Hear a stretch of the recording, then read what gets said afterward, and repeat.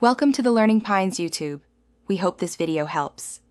In this video, I will explain how to make delicious chocolate chip cookie dough bites. First, let's gather our ingredients. You'll need 1/2 cup of unsalted butter, 1/4 cup each of brown and granulated sugar, and 1 teaspoon of vanilla extract. Also, have 1 cup of all-purpose flour, 1/4 teaspoon of salt, 2 tablespoons of milk, and 1/2 cup of chocolate chips ready.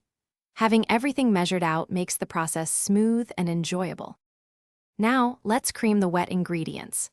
In a large bowl, combine your softened butter with both the brown and granulated sugars. Use an electric mixer to beat these together until the mixture is light and fluffy. This usually takes about 2 minutes, ensuring everything is well incorporated and airy. Don't forget to scrape down the sides of the bowl to get all the goodness mixed in evenly. Next, we'll combine our dry and wet ingredients. In a separate bowl, whisk together the all-purpose flour and salt. Then, gradually add this dry mixture to your creamed butter and sugar, mixing on low speed until just combined. Be careful not to overmix the dough. Finally, stir in the 2 tablespoons of milk until the dough comes together smoothly. This creates the perfect base for our cookie dough bites. Finally, it's time for the best part, adding the chocolate chips and forming our bites.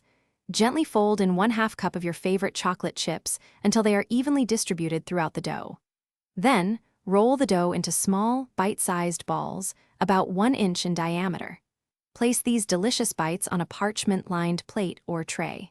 For the best texture and firmness, chill them in the refrigerator for at least 30 minutes before enjoying. Thanks for watching. Consider subscribing if we helped you.